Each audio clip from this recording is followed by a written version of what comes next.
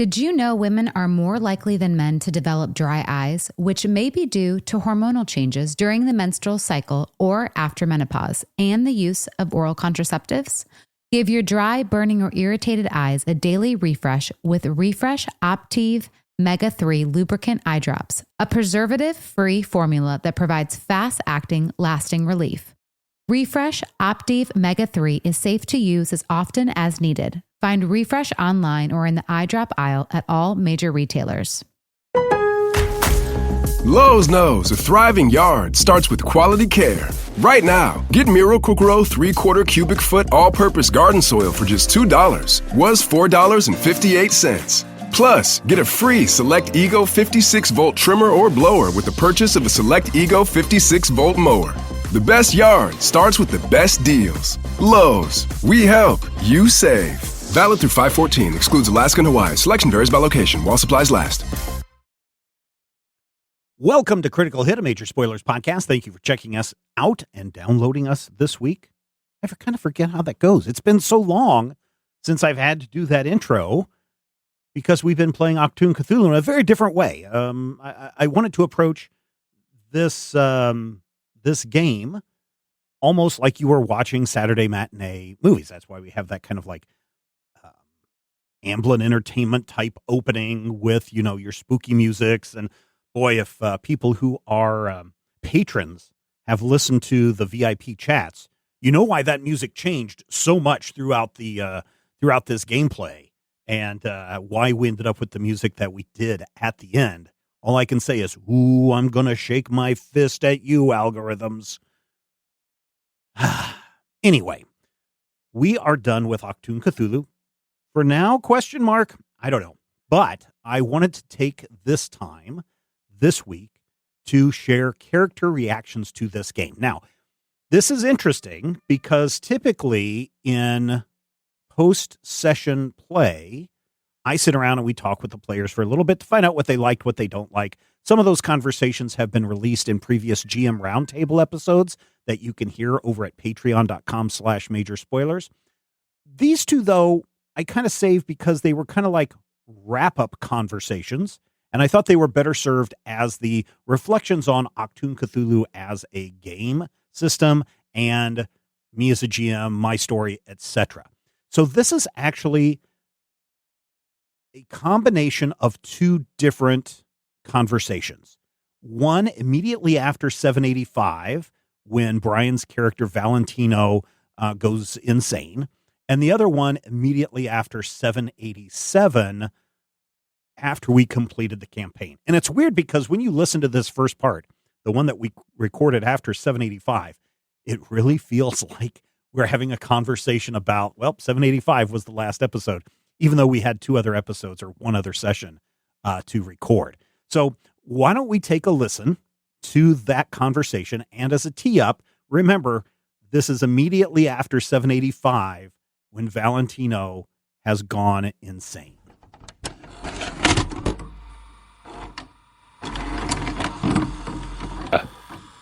All right. Did you guys have fun tonight?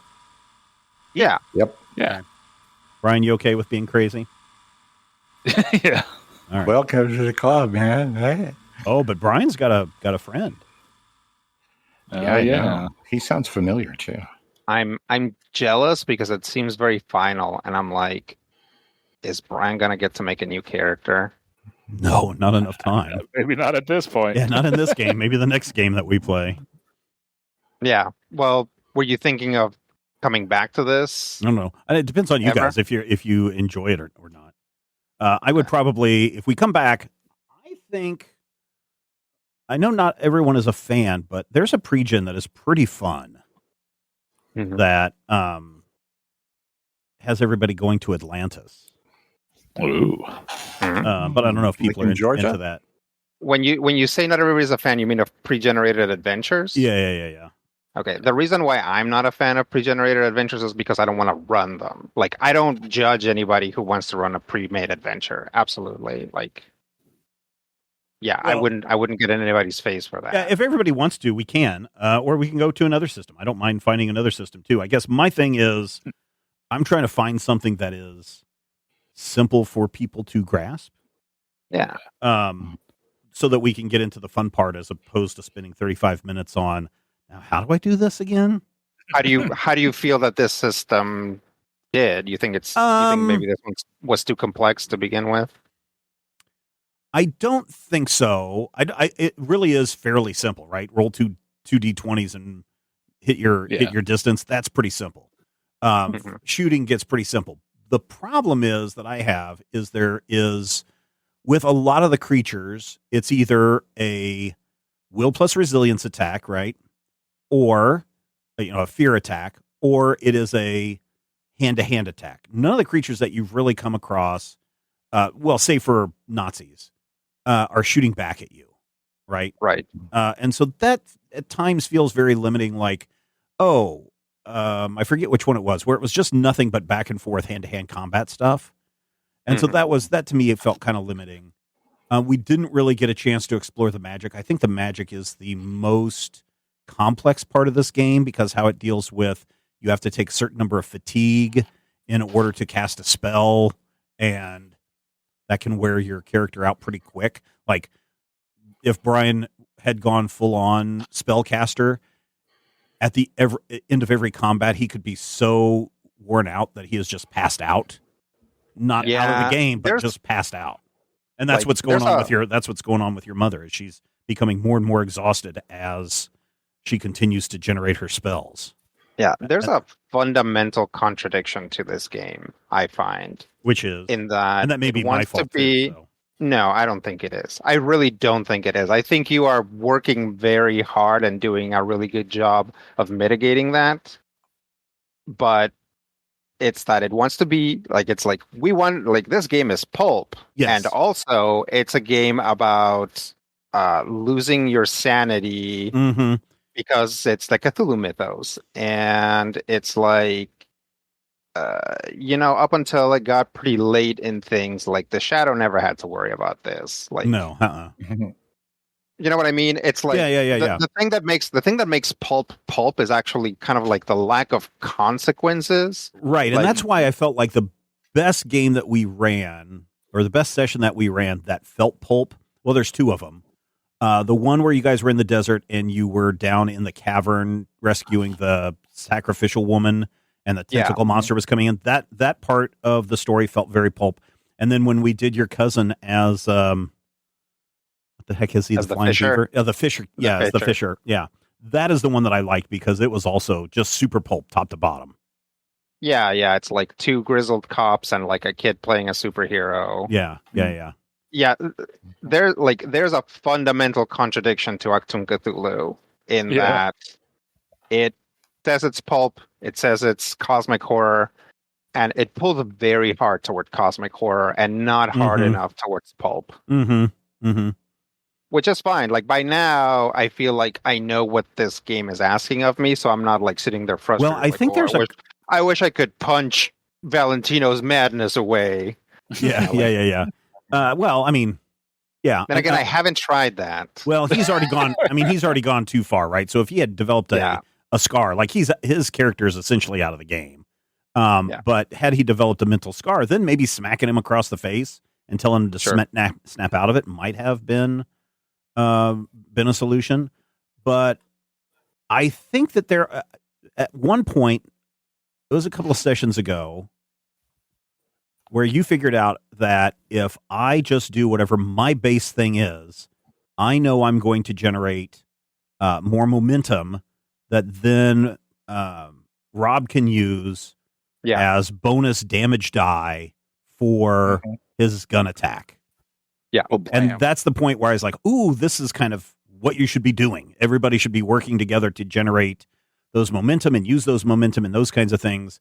And then early on, you guys use your fortune a lot. Those are basically your big pulp adventure moves. But you guys haven't used your fortunes at all. You know, recently. that's what happens with these, like, that's what happens with limited resources, right? It's like players just have this natural tendency to hoard them. Yeah. And because we've gotten better, because our stats are higher now. Yeah. Right. It doesn't feel like before anything that we absolutely had to succeed on, we'd spend a fortune. It's like nowadays, we're actually kind of cavalier about being like, well, I'm rolling 3 dice. My number's pretty high, so let me just roll it. Oh, never mind. I'm out of the game. Yeah, but I think that people working to do some damage but generating momentum so that your big gun, and now 2 of you have big guns. Momentum that's like that's even a separate thing in this system. It's like momentum generation is like really important, which is why I'm like grabbing Valentino by the collar and be like, hey, do you know anything about this monster? Because you have the stats to generate momentum. Yeah, that's the point. That I'm just does anybody notice something about something that has any sort of like perception dice so that we can get some momentum when it inevitably tries to eat us? Yeah. I think that's what the game wants you to do, is do that kind of stuff.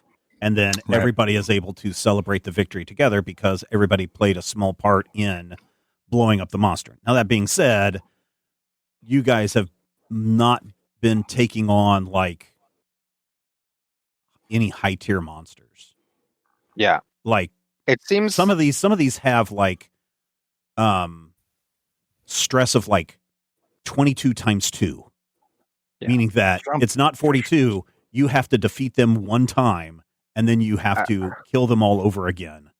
Again, I look at the monsters and I look how like huge their like armor values are and stuff. Yes, that's the other thing. And I'm like, how is this pulp? Right? Yeah. And maybe that may be the part of it, right? Because when you are dealing with cosmic horror, you don't defeat cosmic horror. Cosmic horror always wins at the end.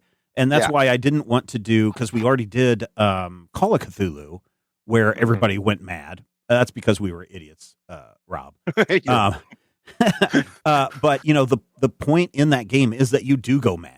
The point in this one, I think, is you are supposed to be defeating Nazis and cosmic horror at the same time. But if you went up against like a true Shoggoth, it's got an armor of like 10. Yeah, and you have to, and it has and it's like injuries of like 3 or 4. Yeah, and like me, like basically putting Bug Eater on Dutch's shoulders, and I was shouting Mecha Shiva, like it's still not enough to get that much armor piercing and that much damage on a lot of the monsters. Especially when you are limited to the amount of momentum you can have, and you're limited to I believe, I have to go back and look, but I believe you are also limited in the number of bonus damage dice you can use. Like, I think you're only allowed to use like up to 5 bonus dice for damage, which could be enough to break through. But, if you're fighting Cthulhu and he's got, 40 stress and 12 armor, that's going to be a long fight. Yeah. And that's the thing, is like, is this game telling me not to fight Cthulhu? Right? Is that what the game is telling me? Like, hey, by the way, there's no way to actually fight this character. You like, as it should be, you will die or go mad if you face this character. And I'm like, if that's what the game is telling me, then fine. But you can't call it pulp because it's like the closest thing that, again, your the Shadows, your Doc Savages, your El Santos get to losing is like the bad guy getting away, right? Is like they basically always win in the end, or they get another clue to move things forward. Like, they never run up against a wall that kills them again until later when somebody killed the Shadow and put his head on a robot body. Yeah. Right. But arguably that was long past the pulp days. Well, I would encourage you, Rodrigo, to read the generic quick start version. It's called A Quick Trip to France. I don't think there are any. I'd have to go back from and Achtung Cthulhu. Yeah, from Achtung Cthulhu. It's a module that they basically run at game conventions and everything. It's like the default. Here's how you get into the game kind of thing. I'm trying to remember. I think it's mostly cult members and stuff. I don't think you're dealing with any cosmic horror stuff in that one. But I think that gives you and again, that's the thing, is does this game want to be a World War II game? Which a lot of it is, we want to be in the trenches. But then at the same time, there's a module called the Führer's Express or something, where you are literally trying to board Hitler's train to kill him on the train. Now, of course, Hitler's not there, but Right. He was in Yeah. Argentina apparently, but Again, I there's feel that like kind of a game. There's also one that's like Yeah. you all go home on leave. It's another module. You all go home on leave and you attend a small community baseball game, like the 4th of July video game, not video game, baseball game. But there's evil afoot at the baseball game, and you have to uncover it, and it has nothing to do with cosmic horror.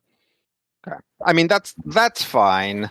But yeah, it just like I feel like there are 4, like up to 4, maybe even 5 directions in which like this game is pulling you. Yeah. One of which is very much like here's Modifia's signature system. Mm-hmm. Make things fit into it, and it's like, well, maybe this system is actually not good for either cosmic horror or pulp. Yeah. And that the center of the Venn diagram of cosmic horror and pulp is weird because a lot of the pulp that I remember, when you get to the end, it's like, oh no, it's the King of the Lizard Men. No, it's not. It's 3 raccoons in a trench coat pretending to be the King of the Lizard Men. Yeah, yeah. And I feel like you have to go into a Cthulhu game, and I've said it flat out. I go into a Cthulhu game assuming that I'm going to be dead. Yeah. And my thought process is always out of character, just burn the books. But if you burn the books, you don't do anything. You don't have any fun. So you literally have to throw your character in harm's way with the expectation that, he did anyway. Hopefully that's what heroes do anyways, want to throw themselves into harm's way. And that's fine. Like, that is okay. It's okay to have all of those assumptions, but again, this game is also telling you, hey, don't you like Indiana Jones? Don't you like, Dog Savage? Don't you like Alan Quatermain or whatever? Yeah. This is an opportunity to do that, and it's kind of not. And don't you like when Indiana Jones is part of Where Eagles Dare, and also the Inglorious Bastards, and also here's the Mummy and the King in Yellow. Yeah, that's I get where you're coming from. That sometimes it may be too much, but maybe that is also the point. Is that so the one thing that I didn't put into this game, except for the Yith, is the space aspect of all of this stuff. Sure. Although it is dropped hintingly multiple times. But I think you could play this game as if so part of the problem is the conceit was because the game was brand new when we were just getting ready to play, or relatively brand new. And so it was everybody's in the military, but then as modules come out, you've got, here's a saboteur, here is a member of the resistance, here is here is this person. So you could literally just play at one point you guys were going undercover as buyers or something. There's literally a class that's like a ambassador / whatever kind of class, like spy. So, like spy stuff. So you guys could just be like normal people, and there are like average characters in here that are not military people. But that didn't come out until after we started playing the game, and that you were all in the military. So and I mean, then that's fine. Like sometimes the 2 cops that Ryan and Rob keep playing. Those are part of a module that came out after the start. So, and your game concept may always invalidate other stuff, right? Like that's not bad, right? Like we were all like being some like really shitty soldiers because the only thing we had in common was being a soldier, so we had to like diversify in other ways. If you were running a game where instead of like starting in 1930, it was like 1940, right, and like everything was already happening, then it makes sense to have like a soldier and a saboteur and like a diplomat and whatever running across the European theater. Yeah, and they've taken a lot of these. They've taken a lot of these expansions, and they're set during specific times, like spring 1940, summer 1943, or whatever. And so they do that. But I don't know. I wanted more pulpy stuff too, and I kind of have gotten tired of all the Nazis, but I think part of it is using the Nazi characters in here as holding a mirror up to today. Sure. Was I'm also tired of all these Nazis. Yes. Yeah. Is kind of like I kind of want to poke fun at certain people that aren't thinking correctly. And yes, you hate Nazis. Well, have you looked in the mirror, kind of stuff. And so that's kind of why I needed to keep that up. But definitely. and I didn't think we would literally have to be fighting Nazis at the end of this game again. But oh well. I'm glad you guys enjoy it. I'm glad you guys are having fun. And if you wanted to play another game of it, I definitely have. There will be a hook at the end of this, if you survive. That sets up another adventure, another big adventure.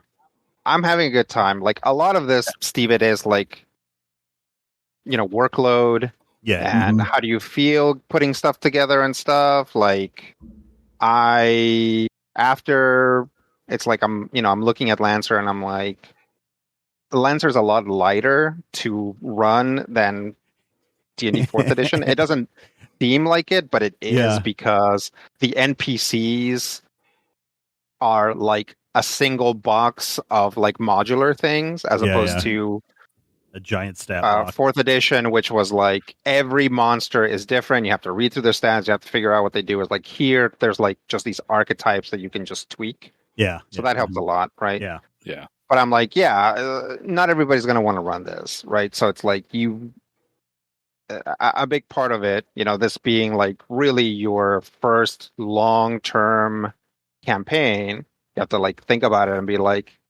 were you happy with the amount of time you were spending planning things? Were you like absolutely exhausted after any session where that was like rules heavy or whatever? Mm-hmm. So like a big part of that is like at the end of this, you should really think about how you felt running it. I can tell you exactly. I feel Brad and I were talking about this just on Monday, where I was like, of course, everybody knows my dream theories, but sure. On nights after IGM, I'm usually in a very, very good mood, except for the night that I stole Rob's key. I felt really bad about that. But I also felt really bad about that. Yeah, I know. But I was like, I feel bad because I made Rob sad. Not because feel bad moments suck. I did something bad. My characters did something in the game to hinder the other player. It wasn't like that. It was like, I did something that I probably shouldn't have done, and I hurt a player's feelings. Sure. But usually after GMing, when I am able to fall asleep, usually most weeks, after anything, 9:30, I'm out. I'm like totally out because I'm just so exhausted lately. But on GM nights, I usually lie in bed for a little bit thinking about what's been going on. And then when I go to sleep, I sleep hard and my dreams are super vivid. Like I know Wednesday nights, my dreams are going to be more vivid than any other night of the week. And the question that I was postulating to Brad was, do you think GMing and exerting all of that creative juices, does that stimulate something in your brain that causes your dreams to be more vivid, physiologically or psychologically? He didn't have any answers to that. I kind of threw it out to the listeners to kind of respond. A couple of people have responded about their wacky dreams, but nobody has responded about that connection between being a GM and having those kind of dreams. Because, like when you were doing Void Saga, there was a burst of creativity for you where you wrote an entire book, right? And Brad was like, when I was first thinking about doing this, Brad is like, oh, are you going to write a book too? And I said, I don't know. He goes, I said, I don't think so. I don't think I'm going to have that much energy. He goes, oh, you might be surprised. So after the game sessions, I feel really good. And generally going into the sessions, I feel really good. And the planning part, and again, I probably have gone a little to the head on this one, but I feel pretty confident that if I know the rules well enough, that if you guys wanted to run a game right now that was not this large mission, like the pulp. So when Matthew went off that first time and we did the cops and the whatever cops one, Yeah, and then we did the cops and keys, and then whatever one you were doing, Rodrigo. Those were literally last minute, because you guys will remember that I was like, hey, so and so can't make it, but we need a game. Let me come up with his story on the fly. And so I feel confident that I can do that part. But I need to know the system. So if you guys were like, yeah, let's do an animal wrangler now, Stephen GM, I'd be like, I have no idea what to do. I mean, I have an idea, but I would know none of the mechanical parts to make things go from point A to point B. I can tell you that from like a brain mechanical theory, and I'm still on your dream hypothesis, when you are engaging the parts of your brain that imagine and create and think, you're engaging the same parts of your brain that are actually causing your dreams. And I've said Cinderella was right when I paraphrase her. A dream is a poop your brain makes. Essentially, whatever your concerns are, whatever your things are going on. Oh yeah, there's a lot of psychological that is like, oh, this is your brain playing the things back. But I'm like, no, this is where I go and have adventures in other worlds. And that's perfectly fine for you to have that, but that's it happens after the game. It happens to me too. And if you go and you have certain other types of vivid experiences, sometimes those will come through in the dream content as well. Yeah, but again, it's like your brain's a crazy place. Yeah, but I'm just saying that the gaming session and things we do have nothing to do in relation to the dreams that I have. Right, and so some people might be like, and Brian and Rob, if you guys want to weigh in on that too, do your dreams become more vivid after you've GM'd? Or do you not dream? That I specifically recall, I definitely dream sometimes, but I feel don't like sorry. It's infrequent. Okay. Yeah. So I think at this point, when we first started and I was like literally writing a book of how the game should run, of what things were going to happen. Sure. Yeah. I mean, literally, I still have it here. It's like 30 pages of what was supposed to happen during our very first session. It's broken down into chapters. It's broken down into like little subplots and everything. And at this point, I'm like, okay, now I know what Brad means by don't prepare, but I still prepare. And so I mean, we talked about it early on, right? It's like when he says don't prepare, he doesn't mean don't prepare. He means, don't expect that things are going to go the way that you think. Yeah, I probably, if I were to say how many hours per week do I prepare on this, and I've talked about this on GM Roundtable too, it has to do with, am I able to get up and walk in the morning? Because the first hour I'm up and I'm just like, screw this. I hate being up at 4 a.m. out here in the cold walking. And then the second mile is me being angry at somebody and working out my aggressions on somebody that pissed me off. And then about the third mile, I hit my zen and my second wind. And I'm just like, okay, now let me start concentrating on other things. And it's usually between miles 3 and 4 that I start thinking about the game for the week and thinking about plot points and lines that I want to use. So maybe, if I'm doing like an hour and a half walk every day or a 2-hour walk every day, I'd probably say there's about 3 hours of mental prep that goes on where I can just think about it. And then probably about an hour of, writing things down. And then if I'm using maps, like it's nice that I have all of these maps from the Cthulhu guy. Then it's building the maps and finding the monsters and the stat blocks and everything. So maybe 5 to 6 hours a week, which sounds like a lot, but if you break it over, the course of 80 hours, that's not a whole lot. Well, you can break it up, but it is a lot. Like, yeah, it is. Yeah. Running a game, and especially once you get into crunchy games where you have to like sit down and figure out stats, it takes a long time. It takes a lot of work. Yes. That's why, back when we were running the Void Saga and you'd ask me, I'm like, well, first off, I'm constantly thinking about the game. But expect that, you spend a similar amount of time planning for a game than you do running a game. Mm-hmm. Mm-hmm. Yeah. It's like if you're doing it, running a game for 4 hours a week or, whatever, like that's probably pretty close to the amount of planning you're doing anyway. Yeah. Is that how much you do, Brian? Is about 6? So yeah, I'd say that's probably about right. Okay. All right. Like a significant portion of my weekend before. Oh yeah. No, I understand that. Yeah. Can't say that I'm not a little bit nervous about how my on-call schedule is going to interfere with that. Oh, with Monster Angler? Yeah. I mean, it's not really any. You're talking about your planning stuff. Yeah. Oh, okay. Yeah, no, I get that. Yeah, okay. Well, we went off into a area that I didn't expect us to do a wrap-up session before the game wrapped, but That seems appropriate for us. Yeah, maybe. Well, there you go. Was there anything else about content? Oh, yeah, definitely. This is 2 episodes worth. Monster Angler preview and this. And so this will probably be next week's GM Roundtable. So,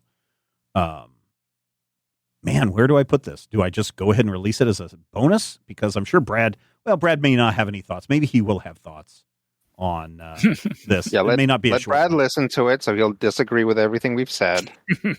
He generally doesn't. Brad's pretty good about I know stuff. he doesn't. No, unless I'm very adamant about something, and then he gets now, Steven, listen to me. I know best. And I'm like, Brad, you do the exact opposite of what you say. Like, he really feels bad. He really feels bad about Yellow Light. Really? And how that went down. He's like, I just feel like I ruined it for you guys. I'm like, no, it was fun. I had fun. You guys had a good time, right? Yeah. But it's and then what's the other one that he ran? The Demon Lord. No, that one I think he's pretty happy with that one. The other one, the Big City Wranglers or whatever it was that we did. The Dusk City Outlaws. Dusk City Outlaws. He'll say something like, but that's exactly what you did in Dusk City Outlaws. And I know, Brad, you're listening. You know I've thrown you under the bus in our conversations before this, so you don't have anything to complain about. Yeah, and so I'm always making fun of him when he does that. He's like, yeah, but you do this all the time. It's one of those do as I say, not as I do kind of things. Mm-hmm. You know, people who have parents or have kids would understand, or if you had parents totally. who were total hypocrites, will understand. Oh, yeah. I take care of people with disabilities. I'm like, hey, don't eat all of these crackers all at once, okay? Mm-hmm. And then I go home and eat a whole box of crackers. So yeah. All right. Anything else? I don't know. I was largely just curious. Is this a system that you would like to come back to, even if it's not in this? Oh, setting? yeah. I really like the D20 system. I think it is the easiest thing that you can do. And so that's cool because guess what? Star Trek runs on 2D20. Conan runs on 2D20. Fallout runs on 2D20. So, I like this system a lot because it is very simple mechanically. Yeah. So I would come back to this system without hesitation, especially because it is something you can get inexperienced players to quickly pick up. Because man, I am the sponsor for the D&D club at the university, and so their first meeting of the semester, I went to introduce myself because it's the first time I was their sponsor, and there were new people showed up, and I was like, well, did you guys plan for this? And they're like, no. And I'm like, okay, well, why don't you guys help these people build a character for those of you who don't have your regular game here tonight? And I was thinking back to trying to explain to people who know very little about Dungeons and Dragons, walk them through the process of building their character. And it was a nightmare. I was like, oh my God, if I were these people that showed up and had to go through all of this really weird, convoluted, literal voodoo stuff that you're doing to create your character, I would probably run away and never come back. Now, the plus side is they did come back and they've been playing every week that they get together.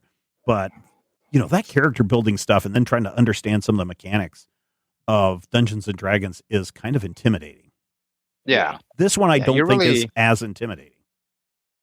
No, this one's a lot more straightforward up until you first kind of have to wrap your brain around roll under systems. Yeah. Once you figure that out, it's not that bad.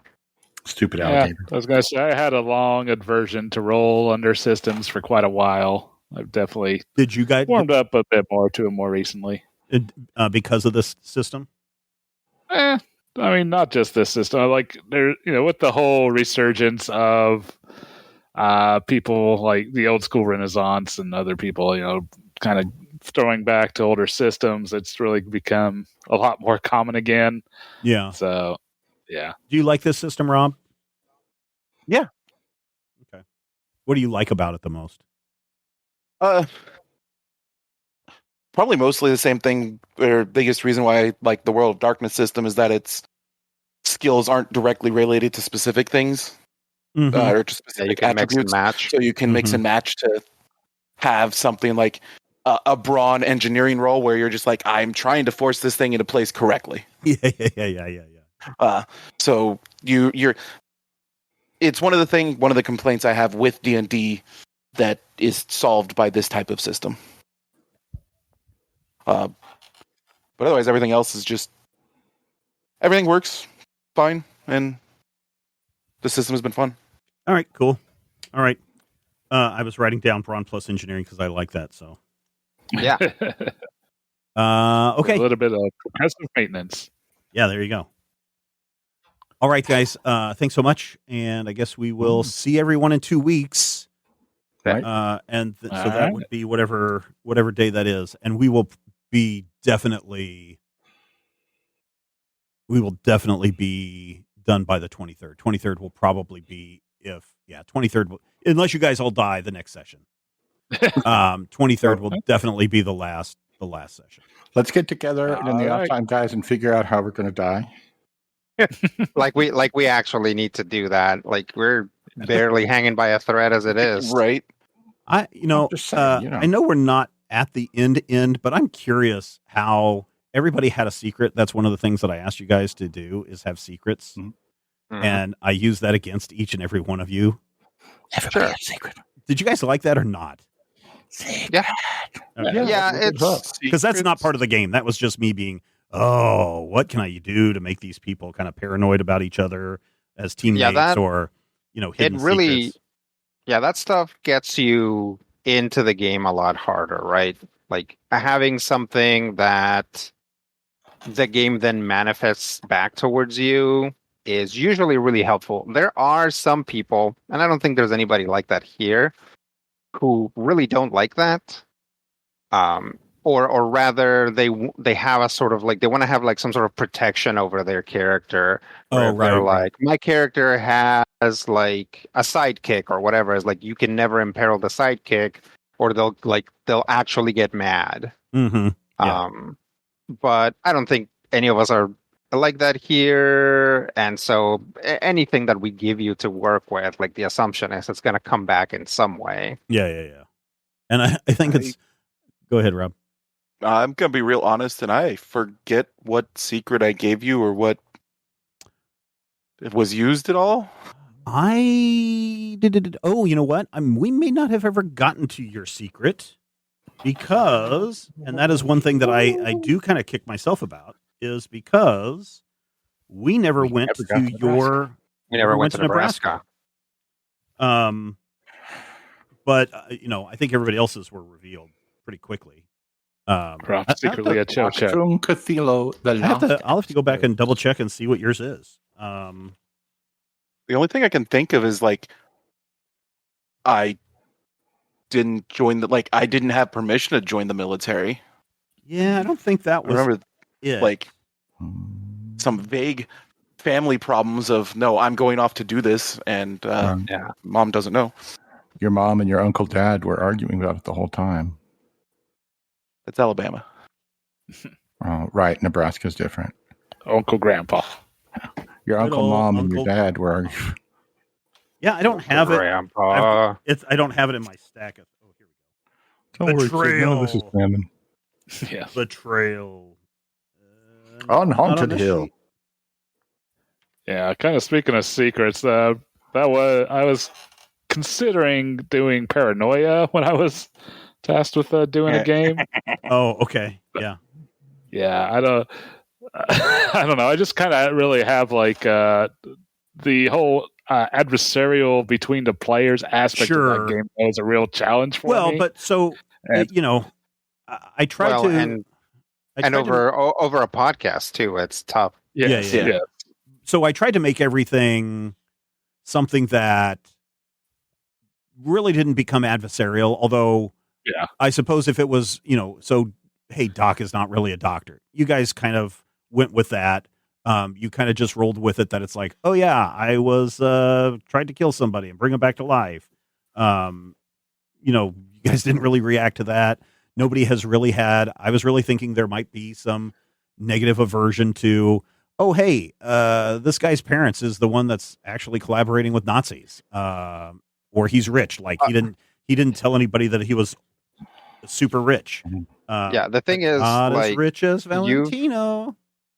You've done a really good job of creating a lot of like oppression outside of the group.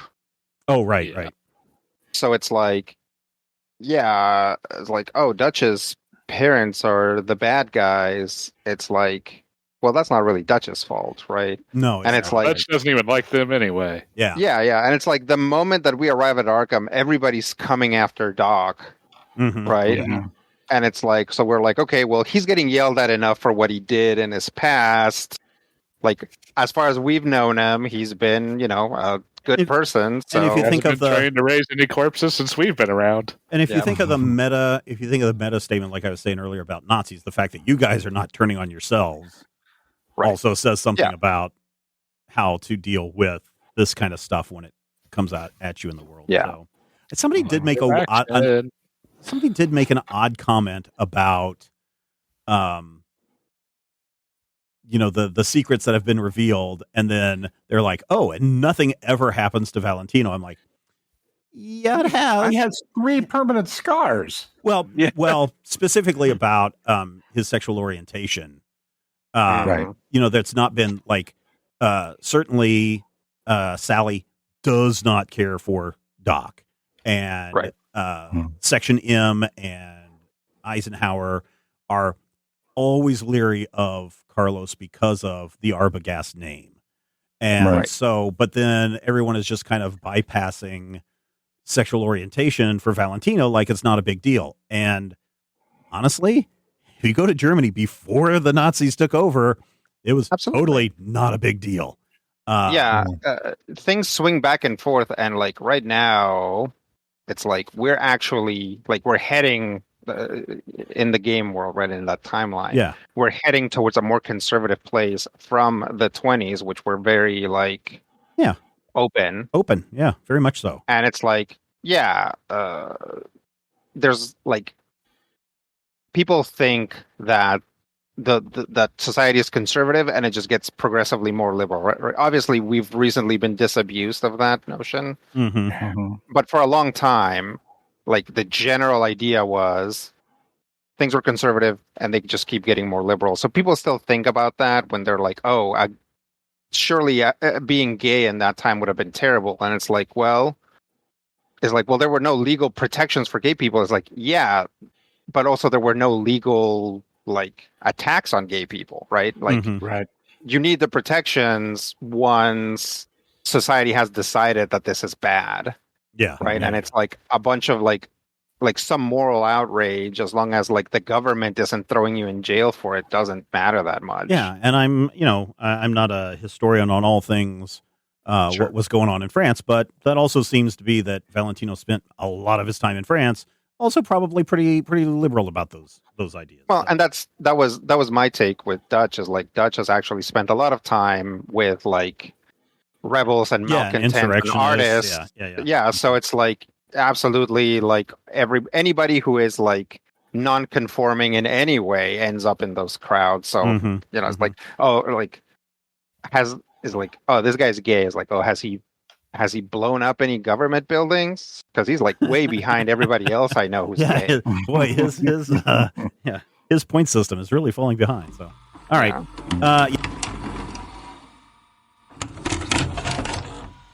Before we get into the second part, the one that takes place immediately after the final episode, a couple of people, this was a while ago, somebody was like, hey, could you run down everybody who is a patron who appeared in this game, in Achtung Cthulhu Punch All Nazis? And I do have everybody's name. The problem that I have here is I don't have what episode they appeared in, but for those of you who are going to go back and listen to the entire Achtung Cthulhu Punch All Nazis saga again and again and again, because I know people do that a lot, here are the people and the characters they played. I'm going to butcher people's names, so please forgive me on that. So Kayla Brown played the chief librarian at at the Paris Library. Jimbo Fett played the King of the Bums. Justin Fennessy was the Brigadier General. The Fighting Gobbler is the name of the company that our crew belongs to. Robert Gandy is who Riddle calls just before he dies. Jacob Kay was the general store owner during the Kentucky arc. Mark Sprecher was the Section M doctor in, this was before the Paris hideout blew up. Red Iron was the hotel name that they busted out of to save Clark Gable.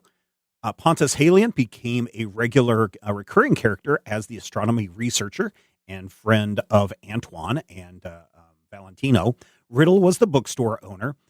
Ingrid Lynn John was the secretary. Crystal Wiles was a reference librarian at the Paris Library. Stephen Howland played the secret agent who turned into double agent.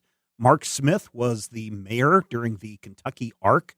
Graham Gemmel was a dead admiral in, I forget where that was at. Stephen Jedyak also played a librarian. Brinson Sirius Duthane was the Helias lawyers firm during that Silver Key arc. I think I must have accidentally erased part of the name. Charlie was the Murano Museum curator. Steele was a detective. John P. Copa was a library staff member. Mags played a dead guard. Rusty Stowe was the fixer getting the team's Egyptian equipment for the start of the Egyptian arc. Corey Graham was also a member of the library staff. Marshall Nesbitt was the leader of the Italian resistance. Hyperlexic was the name of the antiquities store. Courtney Phillips played a librarian staff member. Edwin Adelsberger played a friend of Christos Helias. Fabian Kune was a Silver Key cult member. Then we have the Great NATO, who, of course, was the Great NATO. And J. Michael T., of course, Count Lord J. Michael T. If we've got a few more names that we still need to use probably in an upcoming arc, whether that's the next game that we play or the game after that, as well as some other people who have joined at that Patreon level to get their name included as a character in the show. If you want to do that, find out more information over at patreon.com/major spoilers. Now, let's get into the conversation we had immediately after the words "the end" were said in the previous episode. Enjoyed a little adventure. Yay. Did you guys like that? Cruel twist. A cruel twist. Why?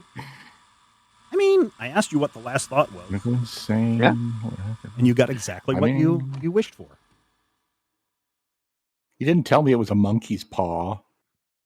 I mean, It's Was it? Achtung Cthulhu. It's cosmic horror. It's always going to be. You didn't tell me it was a monkey's tentacle. Did you have fun, Rob? Mostly. Yeah? What didn't you like? Tonight was just rough. I mean, Hastur is an elder god. His size is 4. And even then I was being nice on some of his hits. The dice were not on my side. Oh, okay. All right. That's all. It was just like everything you were doing was fun. It was just like every third action I take, the dice are like, ha. I know it's you. I know it's Schadenfreude, but man, ever since we introduced that complication on the Prototype X1, I've just been dying to wait for that thing to hit one of those complications and trigger a problem. yeah, and we very early on found a way to mitigate that. Yes, I know. So which was even when frustrating it for did me. happen, yeah, we had ways of like getting around it. Yes. What about you? I guess I should probably clarify some things for people that are listening to the GM Roundtable part. Everybody came back at a different time. Mhm. So for Doc, he's probably been back for months. That's why he was able to dig up his girlfriend and do those things. Nobody had a chance to look at the newspaper Calendar. Yeah, Valentino probably came back just before Blisco, and Blisco probably came back within minutes of Valentino appearing. but you, Carlos, came back like 6 months later, 6 months to a year later. Okay. So, yeah, some time has definitely passed, but your cousin definitely has some plans up his sleeve. Plans. Secret plan. What else? I mean, we kind of already did That's fine. what we liked or disliked about the system. What did you Yeah. like or dislike about my story? Who was the Nazi lady? She is. So long time ago, when I decided to write 37 pages of material for the very first session that we were doing, you guys had two options. You could go and chase after Montag and Dienstag to try and rescue Riddle. Right? Or you could have stuck around his shop. Had you stayed around his shop to investigate, this blonde woman would have shown up claiming to be Riddle's long lost niece. She wouldn't have to say long lost, but she was there looking for her uncle. And her name is, I want to say it is, dang it, I have it written down here. I want to say her name is, and she's a mythos character, but she is definitely a Nazi. Claudia Fisher is her name. But she is the one that can control all of the Toten. Right, she's the one that slept with Joey Buttafuoco. So yeah, that is who she is. Okay. What else? I know that Achtung Cthulhu has to end with us dead or insane or both. I mean, and so the only one that's insane is Valentino. Yeah, but I mean, my natural not in a hope great was place. something good. Yeah, I mean that, remember the subtitle on this, not only is it Punch All Nazis, but all Nazis are monsters, not all monsters are Nazis. And so you got a taste of that at the very end with Section M and Majestic and other peoples. So I can't believe that they're torturing Mr. Underhill. Well, what do you think is going to happen to you once they sort you out? Well, I'm not an immortal, so No, but you do have this potential secret to immortality.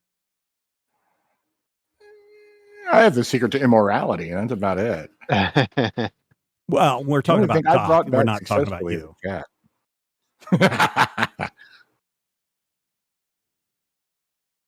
Go back to sleep, Cat. I wasn't talking to you. Anything else that you guys liked or disliked about the story? You can hit me hard. I don't care. Really, no. I mean, I feel like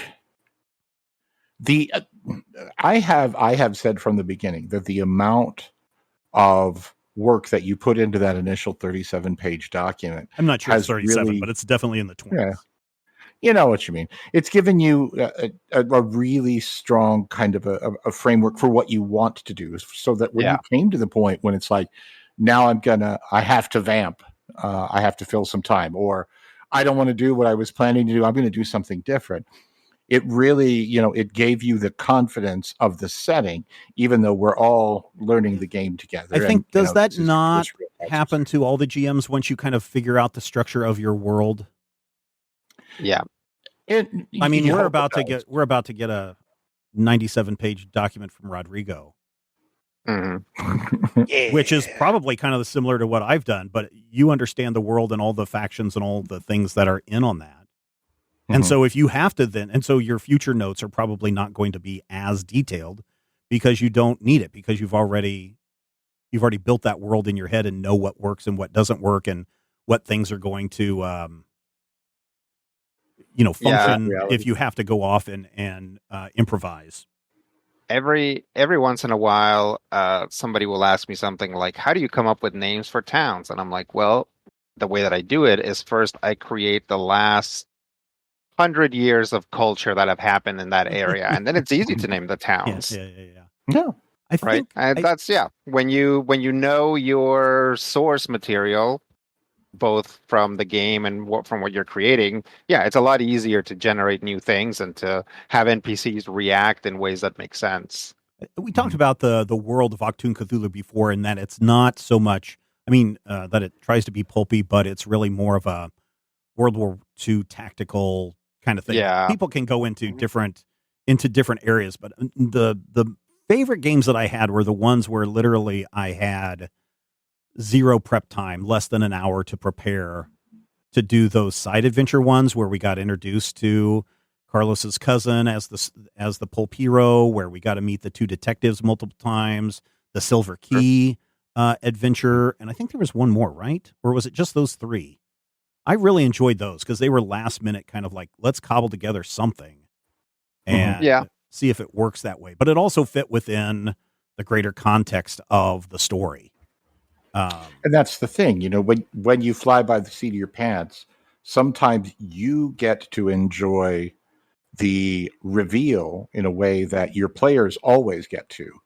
But as the DM, you're also part of that reveal. So when you're flying blind like that, or when you're like, we're all going to just kind of go into improv mode and what happens, that really kind of gives you a little bit of a, hey, I was surprised this happened too.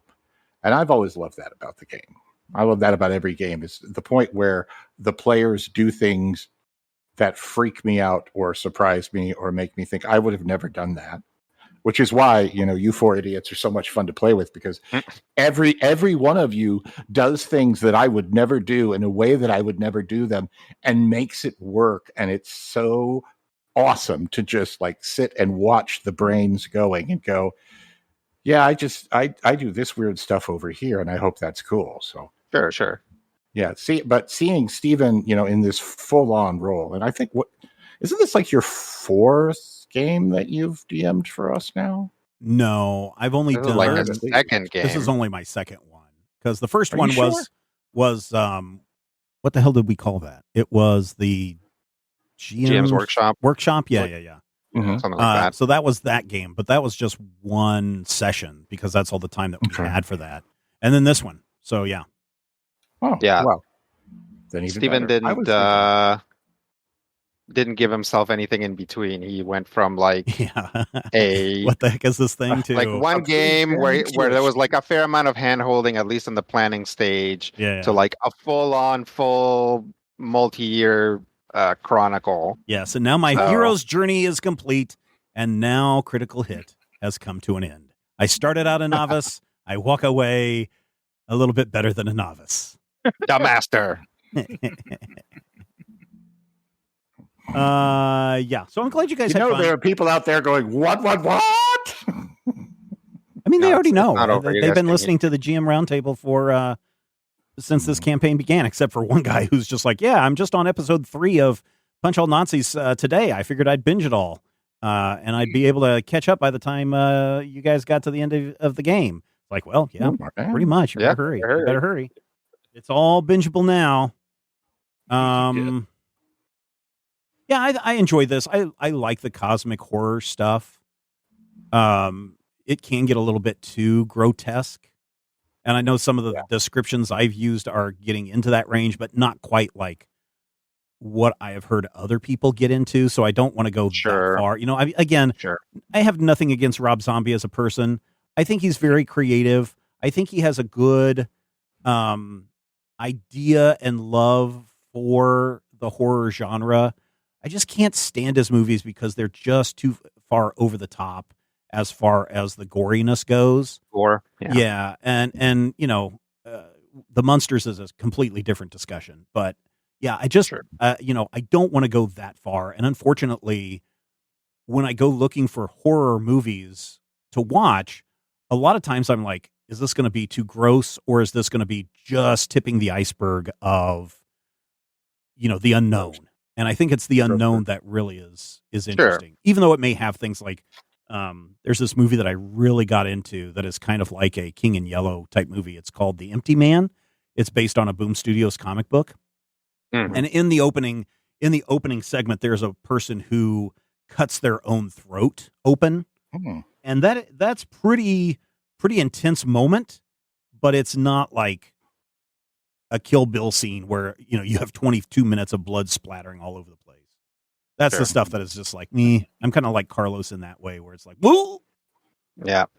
The cosmic horror and the body horror They're really hit kind of not my jam by any means, but I'm also perfectly fine making myself uncomfortable because one of my favorite things to watch are gross, horrible body horror movies because, they're gross. It's just like, I hate that.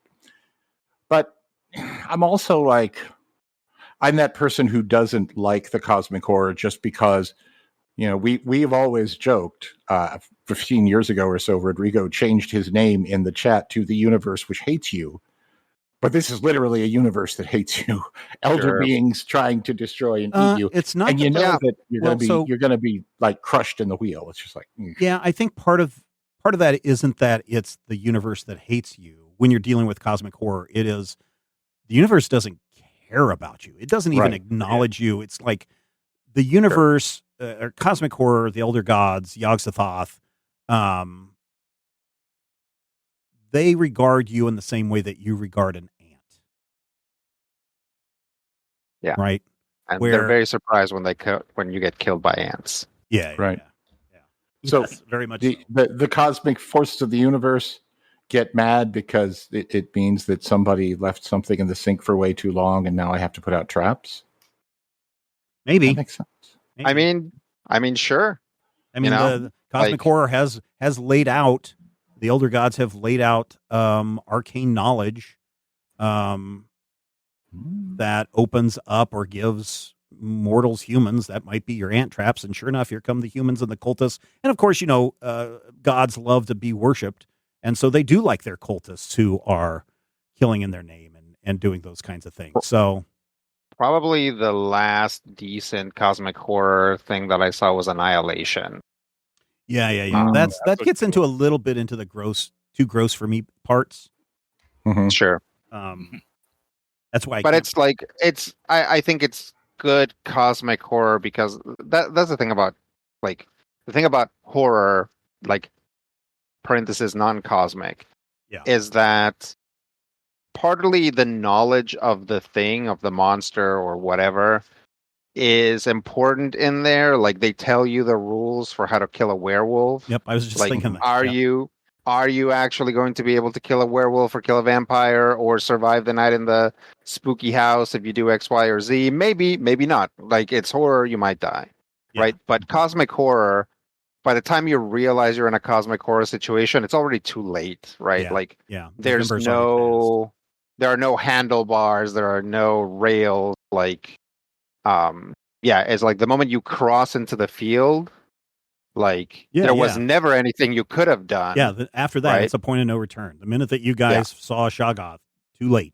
Yeah, the game was already. And that's the thing is it's not even something that you decide to do, right? So cosmic horror has that extremely unforgiving aspect, and honestly, that's hard to convey in a role-playing game where a big part of the appeal of a role-playing game is agency, right? Is the fact that you get to influence as a player some aspect of the story. Yeah. So to then deal with something where oh, well, your brain is messed up now.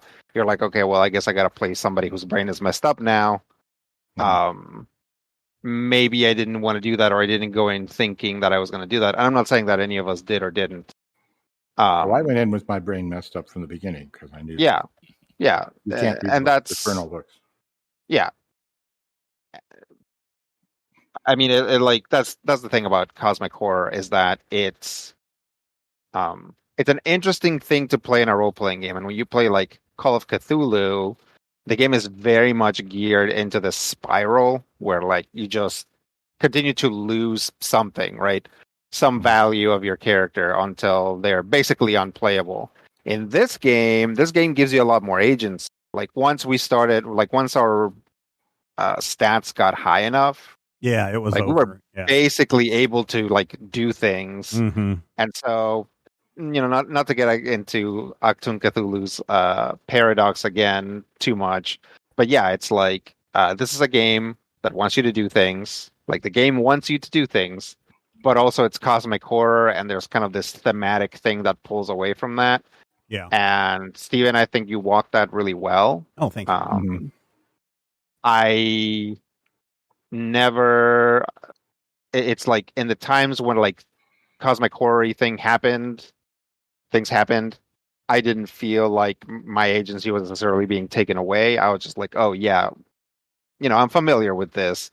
So what's going to happen is going to happen, right? It's like Dutch got controlled by a tree for a while, and it's like, well, you just gotta. That was fun too. Roll with it, see what happens. Yeah, I was having a good time, because I like the attention. Yeah, it's just I think Steve, I think you did a really good job of walking that like kind of a nebulous line that this game asks of you. Yeah, I think so. But there are times where in the GM Roundtable episodes where Brad was like, "Oh no, you messed up big time. You did this, and that is like breaking the contract with the players." And what is it like to have Brad? Oh, we give each other over shit. Your homework. Oh, we give each other shit all the time. So there were some times where we had some heated arguments, I think, but they were still done in with fun and respect, right? Like where he would say, "Oh, you should do this." I'm like, "No, I'm not going to do this. That's dumb." And I would go my argument. He'd like, "No, but now you're doing this wrong." And then we'd go back and forth. But I appreciated. So there are things that happen in the game that were like, "Oh, you know what you should do is this," and I'm like, "Oh, that's actually a good idea. I will work it into the story." Sure. And so I think it's good to have somebody that you can talk to and collaborate with, and I'm sure that Rodrigo or maybe even Brian, with your significant others, I don't know if you bounce ideas around off of them or not when you were doing games or not, but I really kind of liked having Brad there as somebody going, "Oh, you should think about this," or "You need to be cautious about this," or, because he's been gaming longer than any of us. And sure. I think that he's got this insight into how GM should deal with players on a variety of different levels. And so I really, really appreciated that a lot. So I would not, sorry, I had to pick something up before the dog got it.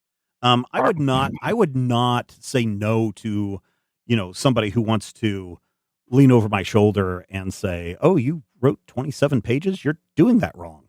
Don't prepare. What are you doing? You're preparing. Stop it." Yeah.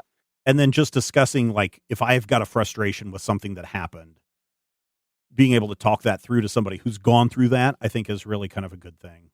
So sure. Yeah. If other people have that confidant that they can talk to, I mean, I'm not saying you have to record it and put it out into the world for patrons, but I thought that was really good. Yeah. And also now Brad can go back and listen. Brad knocks me down a peg all the time. I'm like, "Oh, I think I understand. I had great fun." And he's like, "You idiot." Sometimes. Like, I think slaps the books out of your hand. I think the best dig that he did on me was after we did the UFO one with the aliens that were stealing people's brains. I think that was you and Brian and Rob. I was like, I had a lot of fun with that. I had zero prep. I was doing the entire thing impromptu live. And I said, I think that if I understand the rules well enough of any game system, I kind of feel like I could go in and do something like that again as a one shot. And he's like, "Nope, you can't do that." And I was just like, "Gee, thanks, Brad." Why not? Like, you're not capable of doing that, or you shouldn't do that? I think he was saying I wasn't capable of doing that just yet. So I was just like, "Okay, Brad." So, he, I think I am a big believer in ego is the enemy. And so I like when people can, with respect, say, "No, you're wrong," or "Here's where you messed up," or anything like that. I think that does ground me a little bit more, and hopefully others too, to realize that, oh yeah, these are things that you need to be thinking about. So I 30 appreciate years. 30 years, Stephen. Yeah, and I keep telling you, we've never come to that point. 30 years. Your ego is your enemy, but you never listen. So, there you go. So here are some movies that I would really recommend for you guys to watch that are cosmic horror movies that are not necessarily based. Well, there's one that are based on Lovecraft or Derleth or any of the other books that people commonly think of when they think of a Lovecraft story. Obviously, Annihilation is a good one for that. Empty Man, I already mentioned. There's one called The Void, which is probably as close to a Lovecraft story as you can get in how weird it is. It does get really bloody and gross in the third act, but it's still worth watching just because it is insanity setting in on everybody. And I think that that's really, really good. There is the Nicolas Cage Color Out of Space, which is based on the Lovecraft story, which does a good job, I think, for everything that it is. But if you can track down the Color Out of Space, the black and white German one, that one is really cool because then when the color enters, it is this purplish color against a black and white world. So it's literally a color out of space. And then a Cage version, everything just gets a fuchsia. All the lights turn fuchsia. And you're just supposed to assume that this is something that is something no one has ever seen. But the black and white version of Color Out of Space is much better in my opinion. Then there are... How do you feel about Event Horizon? Event Horizon, I have not seen that, but I've seen enough people talk about it to say, oh yeah, this is definitely falls into that cosmic horror. I do want to watch it because it does have Sam Neill in it, and I love him in The Mouth of Madness. That's another one that I think people should check out. That is just a brilliant. That's one of my. That's one that I probably watch at least once every 6 months, just because I enjoy it. Plus, Lex Luthor is in that one briefly. And so that is, or I'm sorry, Lionel Luthor is in that one briefly. So that one is really good. And then there's a trilogy of movies, but really only the first two I think are really relevant to one another. The first is called Resolution, where two friends go out into the woods, into a cabin, and they're trying to, one friend is trying to help the other detox off of drugs, and it gets weird. And then the sequel to it is called The Endless, which both of these movies stand on their own. But if you've seen Resolution before you've seen The Endless, everything makes a lot more sense. But The Endless is another one that I had my oldest son watch, and he's just like, wow, this was a trippy movie. And then The Empty Man, if I didn't already mention that, is one of the people. The Endless, is that the one where like the guys are like kind of coming back to their cult? Yeah. They get a videotape from their they escape from a cult 10 years prior. And they've been trying to live on their own, and a videotape arrives at the door, and they're like, hey, we just wanted to say goodbye, or we'd love to see you again. And because they're just, one of the brothers just isn't able to cope in the real world, he's like, please just take me back so we can say goodbye. And so the older brother's like, okay, we'll go back, but we're not staying. And stuff gets weird. It's a fun movie. Yeah, I saw that one. I haven't seen the first one. Yeah, so the two guys in the cabin in the woods that they stumble upon, that is Resolution. That's those characters make a return. And if you watch Resolution, there's a scene where the people from The Endless are actually in it. So it's really cool how well they do that. It's the same guys that have done what are their names? Justin Benson and Aaron Moorhead. They have done most recently I think they did a Marvel thing just recently because they work together as collaborators. Captain America? I think they did a Captain America thing.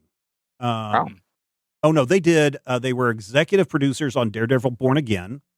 Oh. And they were executive producers on Loki, and I think they also wrote and directed those episodes as well, or some of those episodes as well. So yeah. Those are the Marvel things that they've done. All right. Anything else? Rob, you're getting kind of quiet. Do you have any other things that you want to share or yell at me about? No. Why not? Because it's the end of a game. Rob's got some more. Are you going to have a Rob's a down period after you play a game like this? Like a long game? Like, we're not playing this game again. I mean, we're not visiting these characters again, or we might visit this world again if you guys want to, but not with these characters. Sure. Does that make you guys feel sad when you've completed that? You have to say goodbye. You got to put all the toys back in the box. Oh yeah, there's always the drop at the end of the game, and there's always that moment for me of, comparing how it ended with whatever ideas you thought you had at the beginning. I mean, what were your ideas that you had at the beginning? Mine were mostly notional, and I feel like, you and I kind of, everything that I thought I was doing, you and I kind of nudged in a different direction during character creation. So I was kind of fine with that because, but at the end of Critical Hit, man, I was, the Void Saga. At the end of the Void Saga, I was down for like 3 weeks, just like, for blood. If it really depends on if I feel like I got to like kind of stretch into the character. Yeah. Mm-hmm. If not, then I'm not necessarily sad, but yeah, it's like a little like it's like, well, I never got to like do the things that I wanted to do with this character, right? Mm-hmm. I think I definitely got enough time with Dutch to do what I wanted to do with him. So it like I don't feel sad about it. I actually feel happy. It's like the story's done. Dutch got to do his thing. I got to like portray him the way I wanted.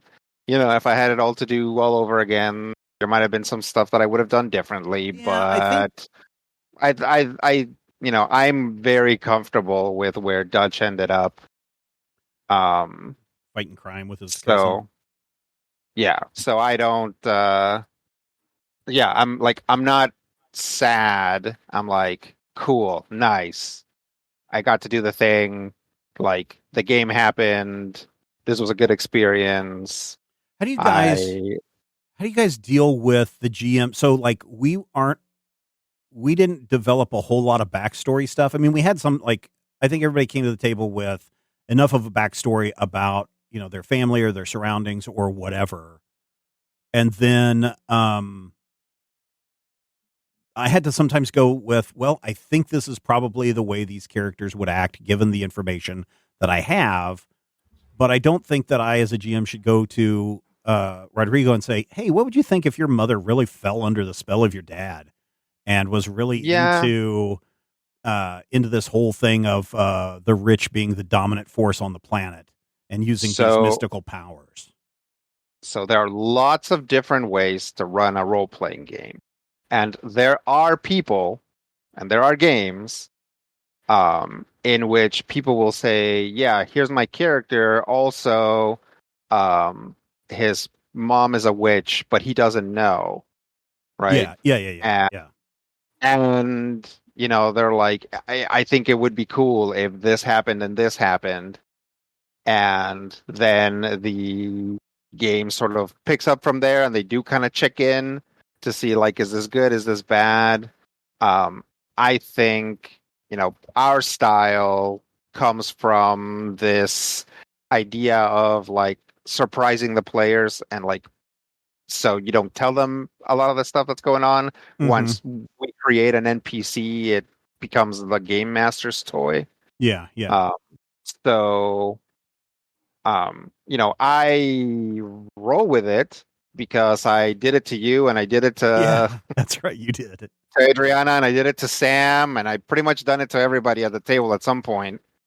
So I couldn't be like, no, you don't judge my NPCs, right? But but also we set that up. We've set that up as the general expectation of this group. Right. If you guys ever go play in other groups, the expectation might be different. Before we started playing today, we were talking about companions. Like if you have a familiar, some groups, if you have a familiar, you play, like you role play as your familiar as well, right? And in some groups, in my groups, then the game master plays the familiar. so that the familiar is also like a source of surprise and information and whatever, right? It's like an NPC that you always get to interact with. And those are just two separate philosophies, and neither one is right or wrong. It's just there's lots of ways to play role-playing games. Yeah. All right. There you go. Thank you, everybody. Hope you enjoyed that. Use the comment section. That is what it is there for. And we got another game coming up. Stay tuned. Yeah.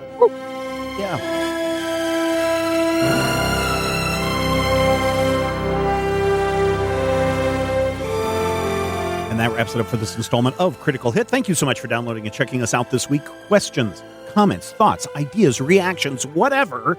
Head over to the Major Spoilers Discord. Share your thoughts there. And if you want to keep this show going, make sure you head to our Patreon page, patreon.com/Major Spoilers. We certainly appreciate all of your support, because without you, we aren't able to keep this show going.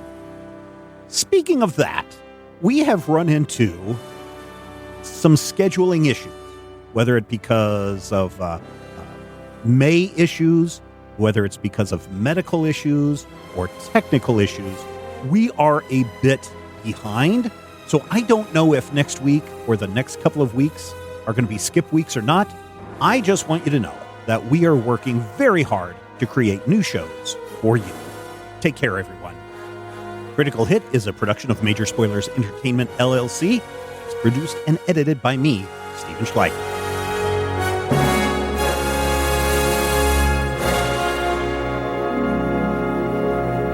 This podcast is copyright 2025 by Major Spoilers Entertainment, LLC. Hey, friend. I know how it feels, waking up exhausted after multiple trips to the bathroom and feeling embarrassed by sudden leaks. I used to be constantly on edge, searching for a restroom whenever I was out. Then I discovered Better Woman.